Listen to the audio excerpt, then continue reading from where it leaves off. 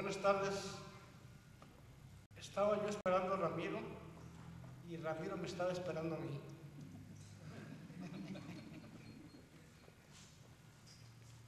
Bueno, para mí es un honor el poder hacer la presentación del libro de Ramiro, y le agradezco mucho por varias razones. Una de ellas es porque me une hace muchos años una muy grata amistad con su papá, a quien aprecio y estimo mucho, a la familia, y por eso me siento realmente muy agradecido. Y a continuación pasaré a desarrollar el trabajo que hice respecto de la obra de Ramiro.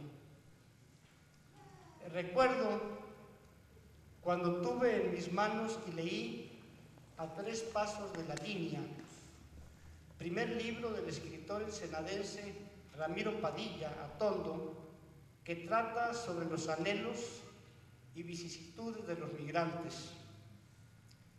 Escribí un artículo festejando ese logro y, entre otras cosas, dije entonces: refleja en su obra ser un agudo observador del mundo en que se ven inmersos nuestros hermanos, que dejando atrás familia, pueblo o ciudad, cultura, amigos y ese entorno que los vio crecer, con el dolor que todo ello implica, se encuentran de la noche a la mañana en un mundo que les es totalmente ajeno, una cultura muy distinta, el muro del idioma, la incomprensión, en algunos casos la xenofobia, la soledad que hace presa de ellos y la ausencia del cariño de sus seres amados. Un libro con un mensaje social y humanamente ilustrativo. Hoy nos presenta su segundo hijo, Esperando la muerte y otros relatos, una novela que intenta y logra ponernos a pensar. Los autores de novelas o cuentos tienen distintas vías por las que se alimentan: las experiencias personales fuertemente vividas que los han marcado de alguna manera, el entorno que les rodea y les ha permitido ver la condición humana expresándose de muy diversas maneras, su imaginación, que puede ser muy fecunda, y el talento de su creatividad, que le permite armar los escenarios donde se mueven sus personajes y capturar la atención de sus lectores, que, haciendo uso también de su imaginación, van recreándose y sintiendo que en ellos se conjugan emociones que alteran el ánimo y sentimientos que retratan la nobleza, etc. La realidad y la ficción se mezclan y desde el lector la subjetividad hace acto de presencia, se quiera o no. Yo creí ver en Esperando la muerte, por la manera en que retrata al personaje central, a un ser querido del autor, pero no sé hasta dónde llega la realidad y dónde la creatividad del autor. No lo quise averiguar, no le quise preguntar a Ramiro, porque muchos que lean la novela no podrán imaginar al personaje de la silla de ruedas como yo, porque si lo conocí tenía solo un retazo de él. Desconocía su trayectoria humana y mucho menos el fatalismo, el rumbo que le había imprimido a su vida.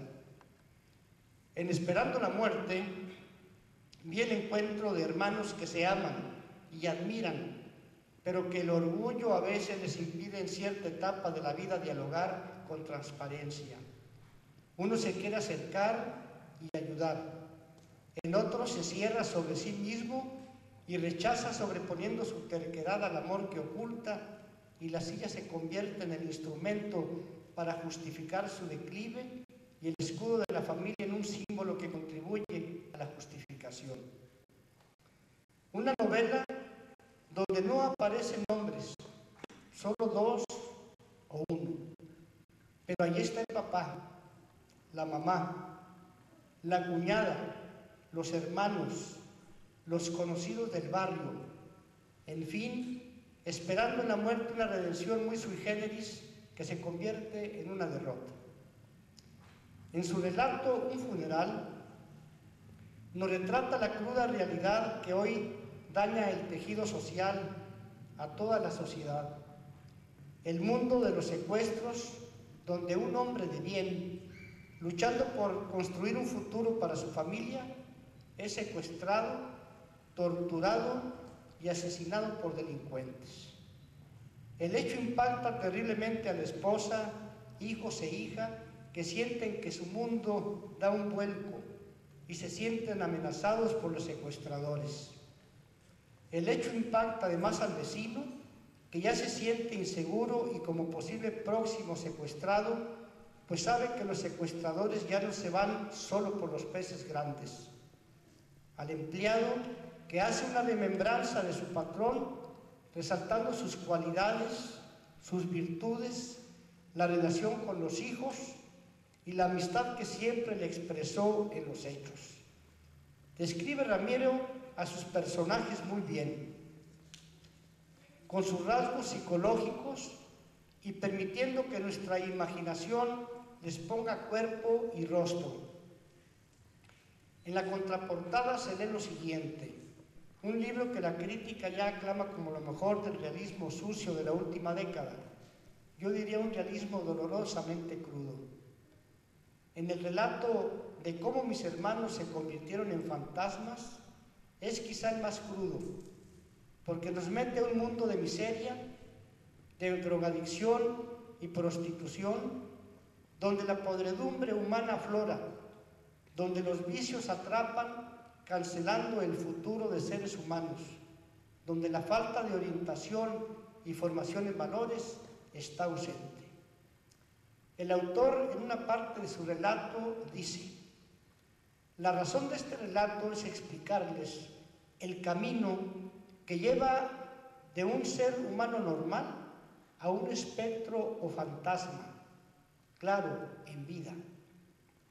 En otra parte, sigue diciendo: si lo piensan un poco, se darán cuenta de que tengo razón. Quizá una frase mal interpretada al ser regañado por aquel profesor que solo quería que te esforzaras más, o aquel gesto de tu padre enfadado que entendiste que no te quería cerca de él, fueron detonantes de tu conversión a el espectrismo. Más adelante dice: imagínate la palabra inútil de los labios de aquel cercano a ti, como puede ser tu padre, tu madre, tu tío o alguien con ascendencia sobre ti. Esa simple palabra puede desencadenar las más absurdas emociones y afectar tu vida al grado de convertirte en fantasma. Sí, así es, fantasma. Me acordé precisamente hace muchos años que estuve en una conferencia de un sacerdote jesuita y decía él: los padres a veces de familia se pueden equivocar, nos podemos equivocar, pero cuando el hijo se siente profundamente amado, eso es lo que suple las fallas de los padres y entonces no se afecta tanto la autoestima. Continúo. Situaciones donde los hermanos comienzan a convivir con gente viciosa en barrios conflictivos, arrastrando a su madre y a su padre, que presas del dolor que los desgarra, ven cómo sus vidas se van deteriorando y perdiendo el sentido de la existencia. El último relato, El descanso, tiene que ver con un tipo a quien conoció de pasada y con el que nunca cruzó palabras. Quien se convirtió en el narrador de la historia de este personaje fue su vecino, quien lo sufrió y con quien compartía una de esas relaciones de amistad-odio, nos dice el autor.